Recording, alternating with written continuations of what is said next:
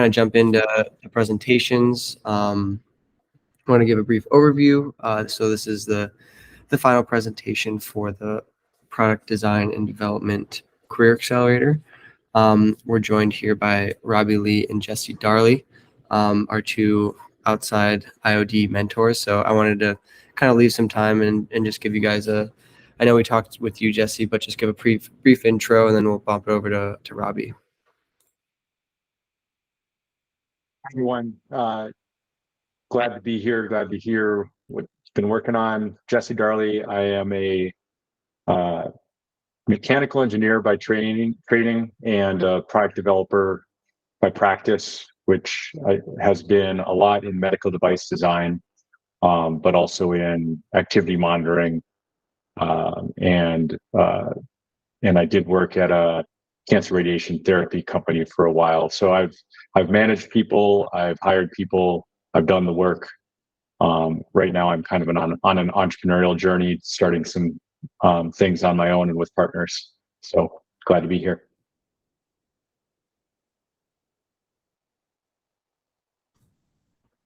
Sweet. Robbie, you want to give a brief background and intro? Still hear me? Yeah, so hey everyone, my name is Robbie. Most recently I worked at General Motors as an automotive engineer, so I was doing calibrations on the Hummer and Silverado EV, and then previously I was at Fiat Chrysler, Stellantis, doing test engineering there. I have a degree in mechanical engineering, and this fall, actually next week, I'll be starting business school at MIT. So happy to talk about any of that if you're interested. Nice. We have two MIT, well, one incoming MIT, one MIT grad. Robbie, for background, Jesse's a MIT undergrad and master's, correct? Jesse? That's right, but never Sloan. So congrats. That's awesome. Yeah, thank you, Jesse. Thank you, Jesse. Good to meet another day. Awesome. Well, with that being said, we can kind of jump into things. Team Alpha, whoever has presentation up, feel free to share your screen, and then we can jump into it.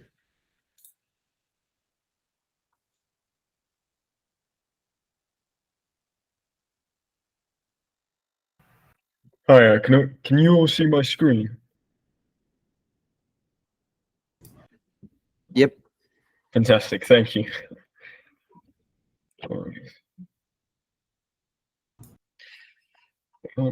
And then as you're kind of pulling things up, I'll give a brief background on kind of what the students have been working on. Trying to kind of solve some solutions for different people in different areas of the world. We've come up with a project that basically just was open-ended for the students to produce a hand washing station with a sponsorship from Kohler, and I'll kind of leave it at that, and we can get into it. All right, well, good morning, everyone. My name is Pablo, and I'm joined by Madupe, Abodunrin, and Dominic. And we're excited to talk to you today about our hand washing product. And with that said, I'll leave it to Madupe to discuss our user research. Okay, thank you, Pablo. Good morning, everyone, to our presentation on improving hygiene access in developing countries.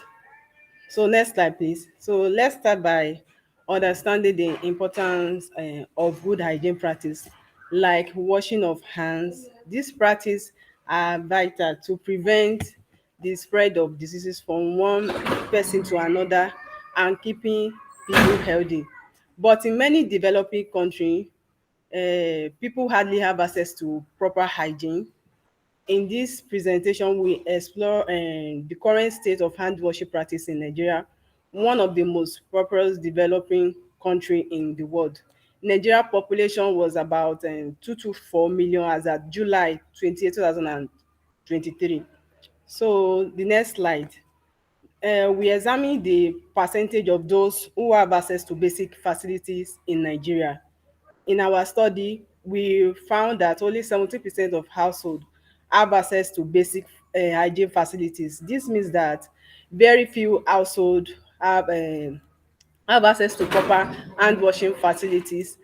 Approximately 83% of the people in Nigeria lack access to proper hygiene facilities within their home. As a result, many individuals, particularly in under-reserved community, may face increase in health risk due to absence in these basic services. Inadequate hygiene facility can lead to the spread of diseases, especially among group of vulnerable group like children and the elderly. From our research, we realize that most affected by lack of those affected by this poor hygiene practice are mostly children under 5 years old. In fact, 72% of the children in this group suffer from diarrhea due to poor hygiene. So the next slide, we check to hear from our customer to know their pain points. So we identify some issues that they complain about. They complain that many competitors provide water.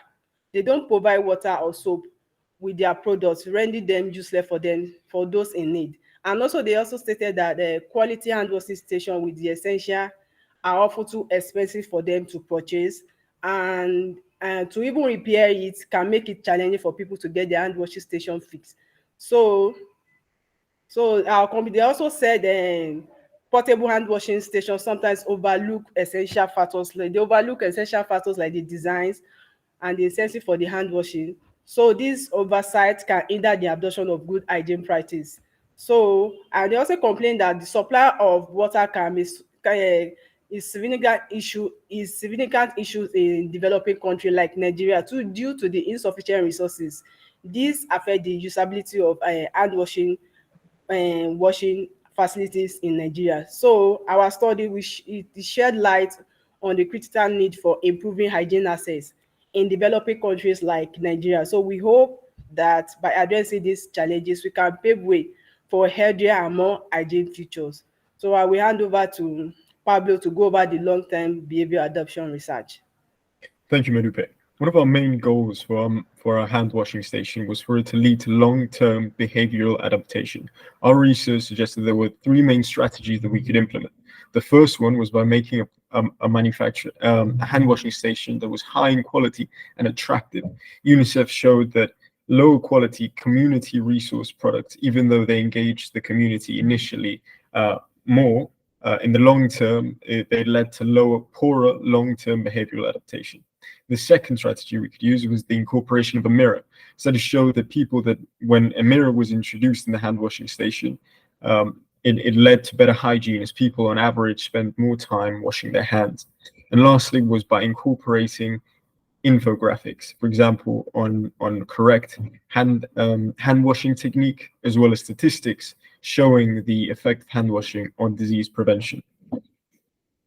After we understood the problem, our next step was to perform SWOT analysis on our competition. The first thing that stood out to us the most was that our products that were specifically made for developing countries were usually flimsy, unattractive, and lacked all of those long-term behavioral incentives that we discussed previously. And those that were high quality and did include some of those things were simply too expensive, like the Polyjon, which cost $710.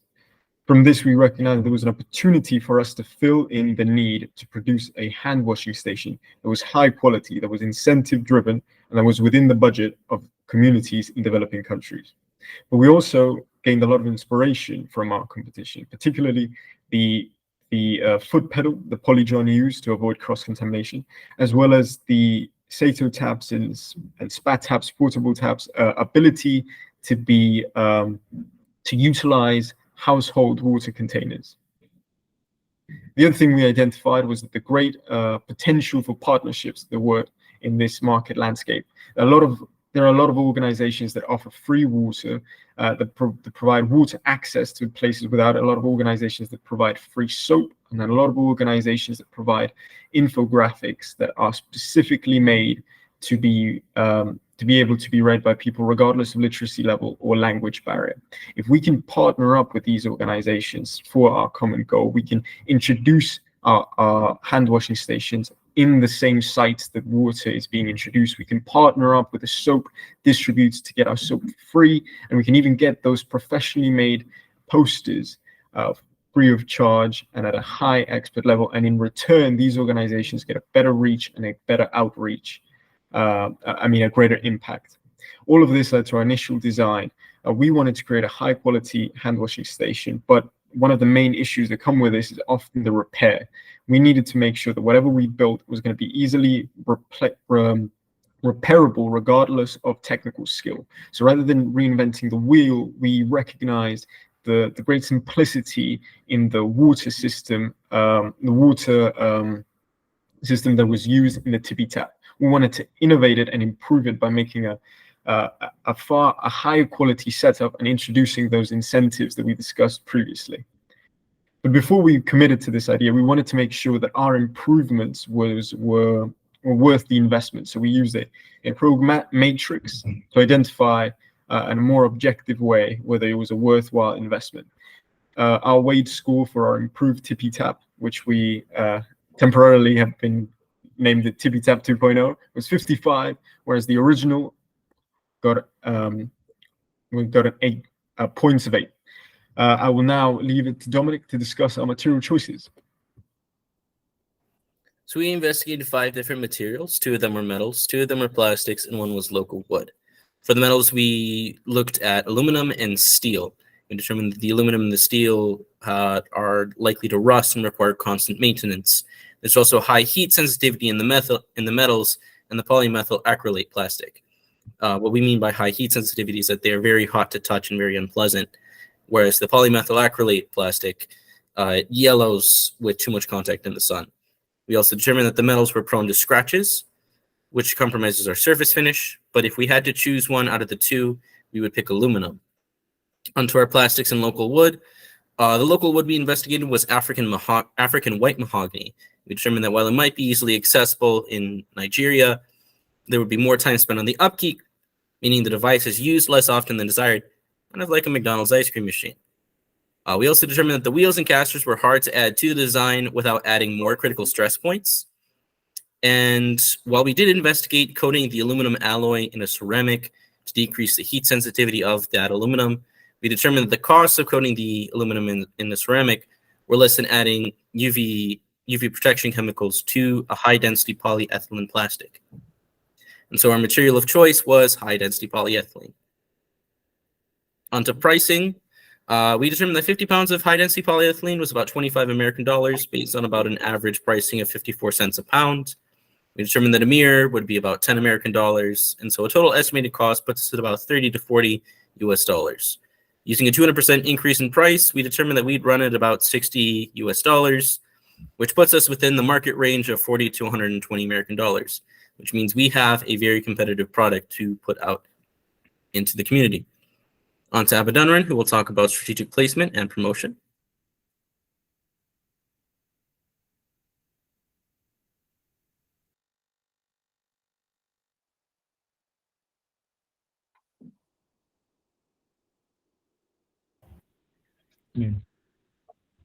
We place the places that we can place the hand washing basin. First up, we have the social school environment. As we all know, according to research we made, so 72% of people that lack access to personal hygiene are the children. So we placing the hand washing basin at the school environment is a very good idea for us. Another place we have is the market area. As we know, in most underdeveloping countries, the rural areas, their market lack good hygiene. So we have to place one at the market area. Other place we can place is at the healthcare facilities. As we all know too, the healthcare facilities for the rural areas are quite poor when it comes to hygiene. Another place we can place it is the bus stations, because we all know in the rural area, majority of people don't have access to their own personal cars, so they tend to board cars or buses to their place they work. So that's another place we can place the hand washing basin. And the ways we can promote the hand washing basin is through sports. There's a sport they call a street football in Africa.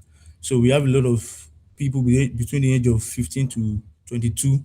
So they play football regularly, and then in that kind of setting, we can just maybe if there's a good hand washing basin placed there. So they after if we all know when you finish playing football, there will be sweats coming out, and then but due to the lack of good personal hygiene and good hand washing basin, they tend not to even wash their hands and then they eat like that.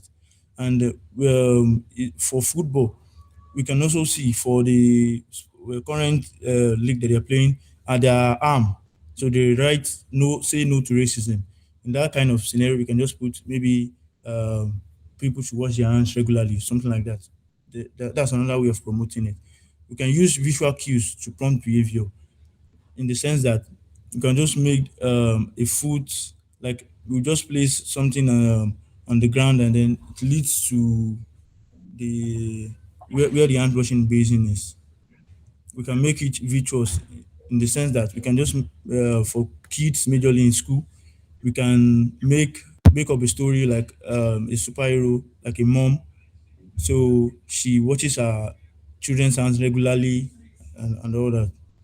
Next up, we have the if you make social announcement, you can make social announcement, tell people, okay, wash your hands regularly, makes posters and all of that. You can also make the act of hand washing pleasurable and fun in the sense that for kids, we can give them a soap, but in the soap there should be like some sort of toys inside. So with that, the kids will be eager to take the soaps home and then wash their hands because they know okay eventually whenever they collect the soap there's a toy there. So next up I will take it to Pablo to tell us about the final design. Thank you, Abdul. With our final design, we made a few adjustments to our initial. We decided to remove the wheels to lower the cost, and we made modifications to the dimensions following Yusuf's recommendations on making sure that the height of where the water stream was going to come out of was within 700 millimeters to increase access to children. And here is our orthographic projection of the CAD model I made of the water station and the isometric view.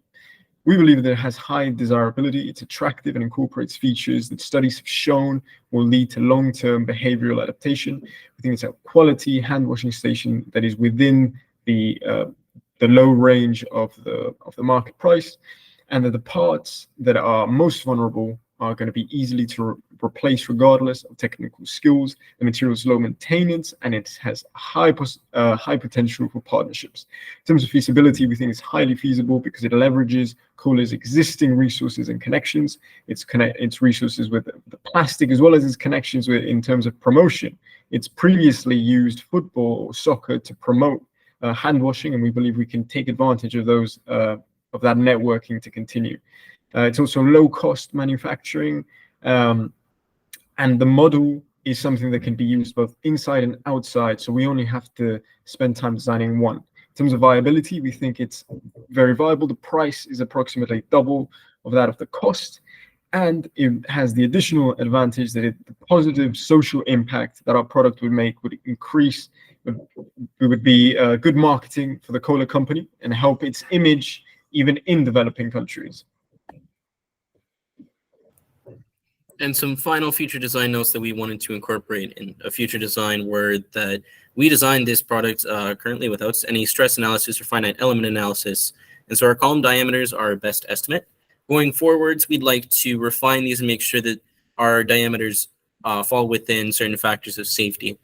We also know that we use conservative material costs using solid columns instead of pipes, which means we have a conservative estimate for poundage, also in terms of cost. If we were to use pipes instead, it would be less material and therefore a decreased manufacturing cost. And finally, our third future design note was that we were thinking of incorporating rugged wheels or casters into future models for mobility. I worked on a project about 5 years ago that incorporated that into the project, and it greatly enhanced the mobility of the product we developed. Brilliant. Thank you for your time. We hope you enjoyed our presentation. Thank you very much.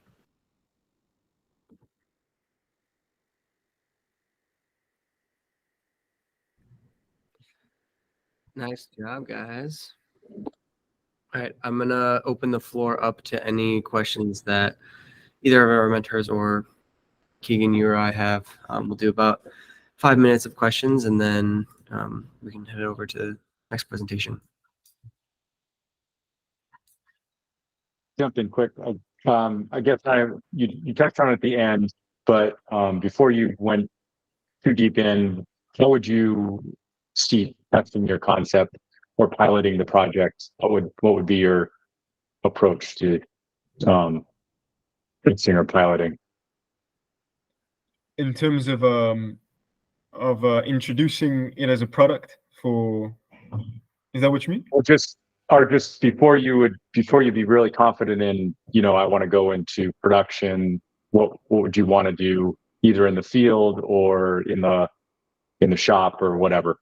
Gotcha. I think the first thing we would do is probably create a prototype, and we'd leverage the fact that we're already part of, in this theoretical scenario, we're part of the Kohler company, and the Kohler company has a branch, I think it's called Water Safety for All, and one of their one of their initiatives is they try to improve the water access in every manufacturing plant, every location that they're in. I believe from our research, they have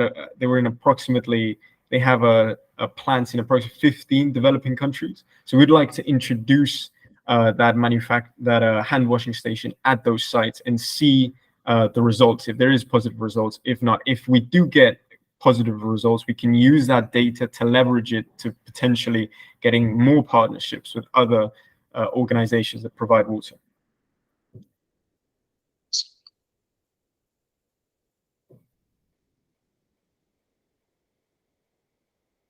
Okay, so I have a quick question. I was interested in your pricing strategy. How did you come up with the 200% markup for your sales?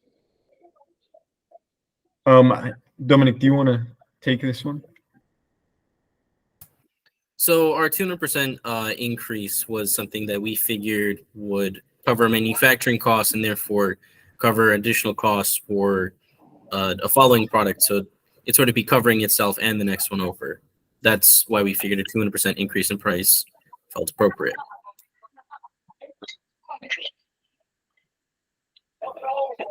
I had a great job, guys, on the presentation. Really, really awesome to see the work you've done, knowing. So part of the reason we chose Kohler for Jesse and Robbie, I used to work there. We had a mentor from Kohler join us to give a little bit of insight into the organization.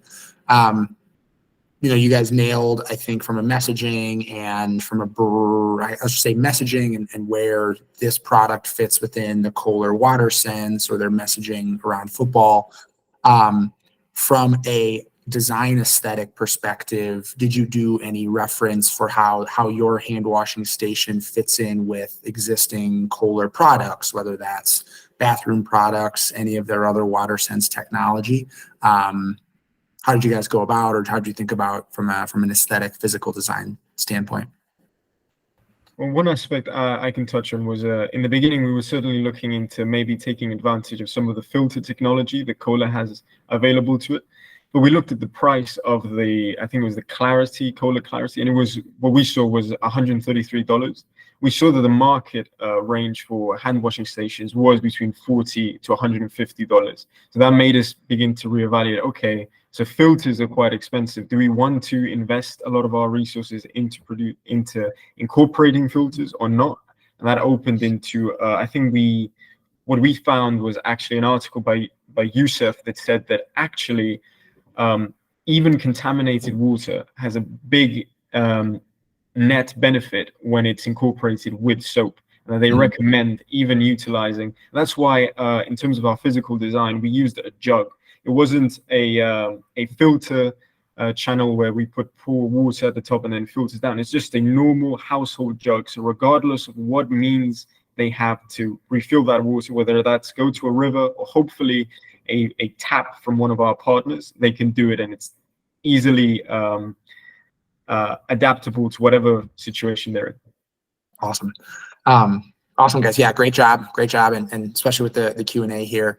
Ryan, I'll throw it back over to you, but for Team Alpha here, if you guys want to drop just kind of another introduction in the chat here for Jesse and Robbie, if you want to share your LinkedIn, where you go to school, what you're studying, that'd be great for them. They can at least kind of check that out there. Same goes for Team Bravo when you guys are finishing or setting up here. But with that, Ryan, I'll kick it back to you. Sweet. Yeah. I mean, like Keegan said, you guys did great. Good questions from the team. I do have one quick question before we switch over, but did you guys get a chance to kind of look at what like the design for manufacturing or design for assembly would look like? Because just from the CAD model, it looks very like big and a lot of parts and maybe needing screws or stuff like that. So did you guys get a chance to look at any of that? I think at least with the CAD, I'll leave it. I know Dominic has done a lot of research on materials, so I'll let him follow up on the materials used. But at least with the CAD that I made, I was thinking of more of a frame structure. So it was all just one big mold that could be reproduced constantly. The idea with the frame structure, again, being to lower down the cost, as well as because it was going to be outside. We don't know what kind of, we didn't want it to be an enclosed space where the water could rot or anything along those lines. If I'm being honest, we didn't quite consider manufacturing process just yet, but a couple of design processes I know that I was thinking about was perhaps doing a sort of injection mold or even some sort of 3D printing with high density polyethylene. Something that would be cost effective as well. Yeah, especially for prototyping, you could probably get away with some HDPE printing. All right, well, sweet. Appreciate it. Thank you guys. And with that being said, I'll hand it over to Team Bravo with David and Samuel here. Okay, I will try and share my screen right now quickly. Sweet.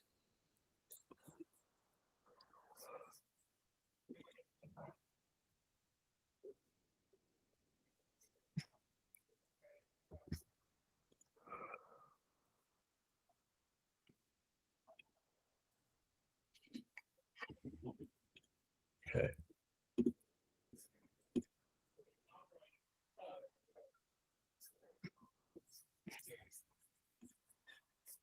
Okay, is that visible? Hold on. Hey, it's coming in. It's coming in. There we go. Can see it. Cool. Okay. Okay, cool. So, yeah, we're Team Bravo, and this is our presentation talking about our hand washing in the developing world. So, just a little thing what we're going to go over our initial research, our proposal, like just looking over the design brief, initial ideas, and then some development as well, and some ideas at the end. So, initially, this is what we're looking at. So, our research plan includes looking at the problem and what causes it. Our target audience, what type of people would be like looking to like use these and existing products, just looking at what is out there right now or what people have access to right now, evaluating those, analyzing those, and seeing like where their downfalls are, where like they're doing well, and like how we can pick and choose like different parts from different places and like put them into our own product. So the main problem is that access to water and dirty water. So as of right now, 2 billion people don't have access to water. And that's mainly due to things like poor lack of infrastructure, climate change from like irregular rainfall, and increasing population, just an increase in demand. And with the increase in supply, if there's no increase in supply and there's increased demand, we're going to have a hard time giving out that water as well.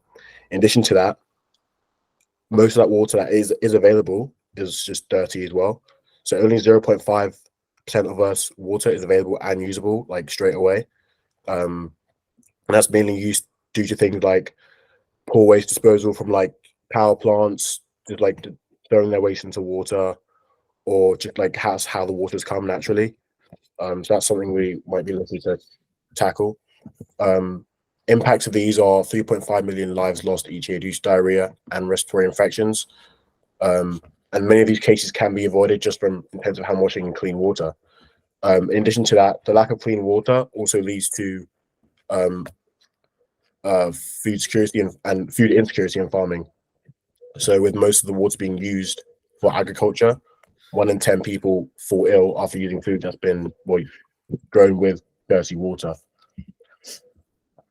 So we tried to look at, instead of products on the market, products that the people have like access to, because most of the time these people aren't buying stuff off the market. They're not looking at things like that. They're looking at what they have like on ground, I guess. So we looked at first water pumps and used a simple acronym, Access FM, just to look at each aspect of the water pump. So we've got the aesthetics, cost, customer, environmental impacts, ergonomics, safety, function, and materials. So with the water pumps, they're pretty, well, they're not too bad to install, around 150, very simple design. Customer uses it by pumping the handle, bucket under the tap, water comes out. Doesn't use any electrics or anything like that. It just requires the power of the user. It's fairly safe to use unless you're managing to catch your hand in a joint. And the materials are mainly cast iron, which is very tough, but can be susceptible to rusting as well, which can reduce its lifespan. Another one of the existing products was simple water taps. A lot of companies have gone into like developing countries and installed these, so they're fairly like seen around. They're easily used, but they're made of concrete most of the time, which contributes about 8% of CO2 emissions. Ergonomics, simple tap, simple handle, things to use, fairly simple. You got wells as well, so very simple design, but things with wells, there's mainly dirty water, so they're drawing from shallow aquifers, causing damage to the environment, and it takes years to replenish. Made of like usually dirt, mud, and bricks, just slapped together like that, just any water source they can find. So in addition to just looking at those, I made a list of pros and cons, and this kind of allowed me to see like very like prominent problems in like all these products. Those being dirty water, the high maintenance to look after, and they use in a poor location. Those things that our product will want to focus on. So this should just be a design brief, just straight from the design brief. It's just design a product to help with the hand washing crisis at a community level, easily maintained regardless of technical ability, and use all types of weather and at least 5 years of lifespan. So our initial ideas, we tried to start with the function decomposition. So how would this product work? First, it would have to take in water, accept water. How could these things be done? We can literally have a hole in like a container to hold it, a plastic container or a screw-on cap. It would have to be able to not leak. What we do, we could use a hard, tough material, maybe a regenerative material if we have the money for that. It would have to hold water, similar, metal container, plastic container, maybe like a plastic bag. It would have to give out water, once again, a hole, screw-on cap, or maybe a tap as well. And then potentially we'd have to clean water as well, so that maybe if we are bringing water from like a river or like any source of water, we could utilize that water, clean it through maybe filtration, boiling, or addition of some chemicals, and then use that water for then hand washing, cooking, and other things like that on a community level. So our initial idea was a water cleaner. So this would take into account, this would use the process of filtration, where water could be taken from any other source and poured through this container, which would use like an oil barrel, something readily available in these developing countries, and the use of rocks, stones, pebbles, sand, finer material. And you'd pour the water in, and it would take some time, and it would through the rocks and the sand, it would filter through, hopefully at the end creating clean water at the end and drinkable water. So some feedback on this would be like, yeah, it's easy to use readily available materials, and something that each household could have. But a question would be like, is filtration enough? Would this also be able to desalinate water if it's salty? And what would happen if we have, in place of like great irregular rainfall or droughts, where would we get the water from? In that case, the product would be kind of useless. So our next idea was something still on the lines of something that could be readily available in these developing countries, like a bin, and we could kind of reuse this bin and change it into something that dispenses water. So it would have a container out the back and some pipes taking in the water as well. Wheels, it's mobile, can move throughout a community to different places. We've got a rod just to hold the bin open, intake valves, outtakes, and things like that. Not this idea, readily available again. You get a place to wash your hands, collect water from, and it also collects wastewater which potentially could be paired with the first idea, in which the wastewater from there could be put back in, cleaned, and reused again. It also creates low-level jobs because, let's say, if you have multiple like units of these around the community, you can have a team of people going around maintaining them, moving them around the community so that they're accessible from all places throughout the community. But some limitations of this was where we get the water, like initially where we get the water from. Moving the product, as you can see from here, there's nothing really stopping the container from just falling out. And then we don't really need 2 taps, pulls, enough. And the handles would probably get dirty over like enough interaction time, like they would get dirty. So it's something to think about. And our last idea was just like a water tower idea. So we could have some sort of like container above and just some taps around, and that could like dispense water kind of. Yes. So feedback for that would be multiple people can use it at once. Doesn't require any power. You use gravity to pull water through the pipes rather than a pump. And it's also a community water station. So most people can use it at once. It could be in a localized position, allowing most people to use it, and an efficient way to provide water to the whole community, rather than on an individual level. But it would be fairly high maintenance. You'd have like metals efficiently sourced. Putting it together would also be kind of a high level task as well, and potentially would lead to long lives and disruption in the community with everyone trying to get water at once. So we decided to analyze these ideas through a peer matrix, and looking at novelty, uniqueness, user appeal, manufacture cost, size and portability, maintenance, cleanability, and ease of use. So looking at the numbers here, you can see that concept B kind of came out on top, not shortly close to concept A as well. So we decided to go ahead with developing concept B. So initially, as I said it before, you could have multiple units positioned around a community, with people moving them around. That also creates low-level jobs. People start earning money. In addition to that, to combat the problem with the handle getting dirty over time, you can have a foot pedal that reduces the need to touch the handle, and which would incur germs over time. A small handle as well to move it around the community, make it easier to move as well. In addition to a little door on the back, so preventing that water container from just falling out when moved as well. And then some next steps for us to keep going would be just to research like water cleaning methods, like how effective is filtration? Would need to have a boiling step, like would chemicals be a better solution? Some more market research. So we want to find out how users are like interacting with it compared to what they have now. Is it better? What could we improve? Some more thought about the foot pedal mechanism, and how water be moved through like pipes and to the tap. Could we adapt design to use gravity, maybe a water pump? Where would the power come from if we used a water pump? And then some research into the anthropometric data of an average hand size, just to create an ergonomic handle, making it easier to move around a community. That is basically it. Thank you.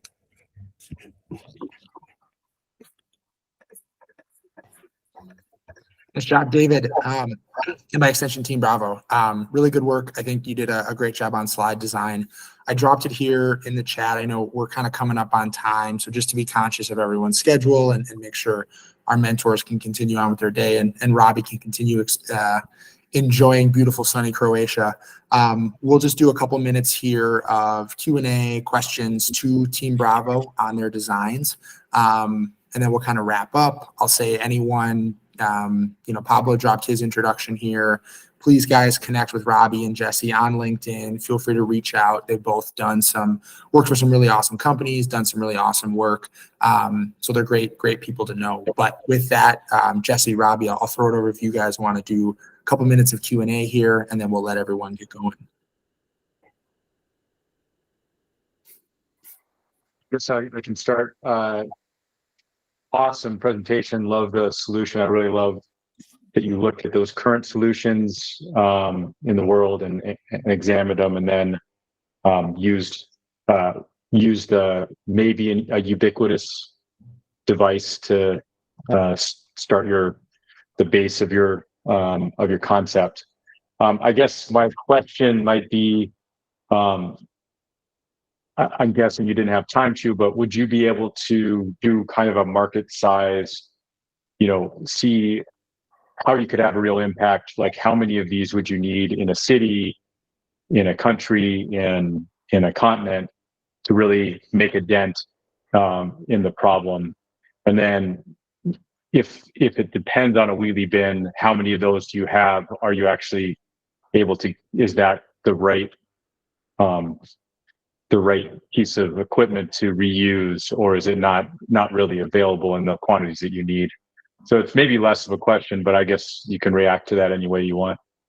Yeah, I think that if we come up with maybe like a target location initially, that would help with the research, and we could have, seen like, okay, is this like readily available? How many would we need for like the population size of that community? Things like that. So definitely having a target community would have helped with that. So yeah. Awesome. Yeah, I really find those back of the envelope calculations, that little spreadsheet really helps in validating a direction. Yeah, so great presentation for you guys. Would you be able to go back just a few slides? I had a question. I think it was Yeah, sure. slide 2. Let me know when to stop. Yep.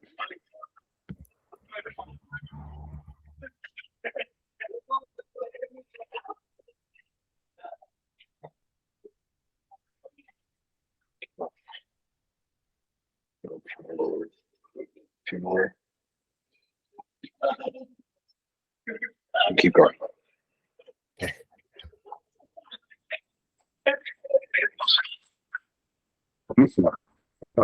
Just curious. No, actually, We're at the start. Sorry, which one? could you go back We're at 3 more slides? So okay.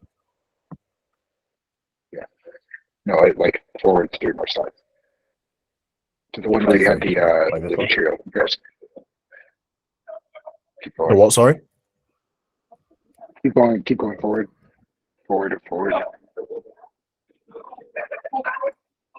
Again. More. One more again. There we go. On this one. You missed it. It's the one. Anyways, I'll ask the question. So the question is more about the It's fine. It's more about the regenerative material. When you're saying not leak, do you have any ideas on what type of material that would be? Any idea on the cost of it, and like the feasibility of doing something like that? Because I find that really interesting.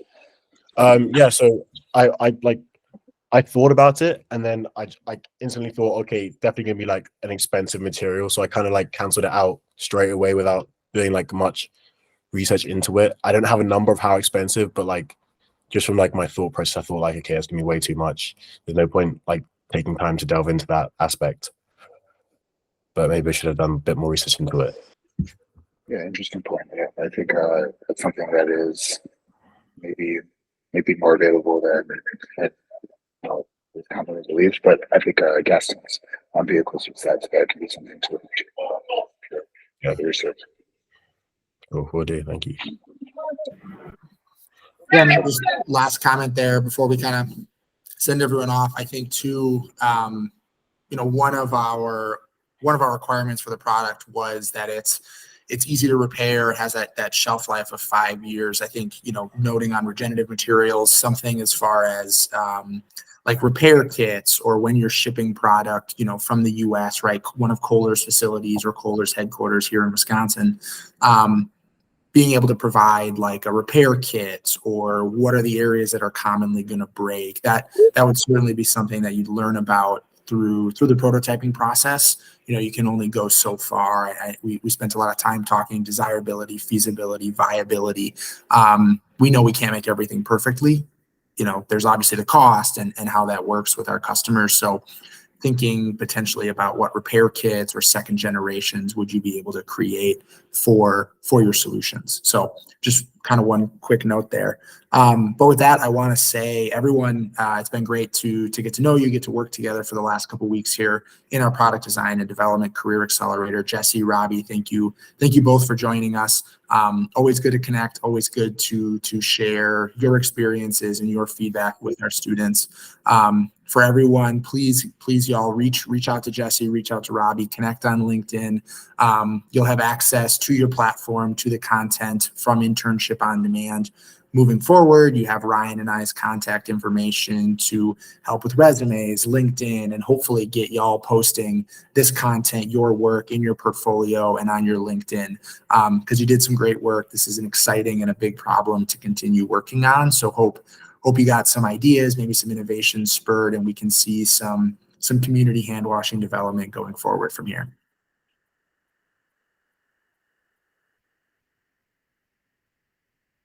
So with that, guys, I will say, take care, have a good rest of your day today, and we will talk with everyone here soon. Thank you very much. Yeah. Thanks, guys. Thanks, Robbie. Thanks, Jesse. Appreciate it, guys. Thank you for your time today.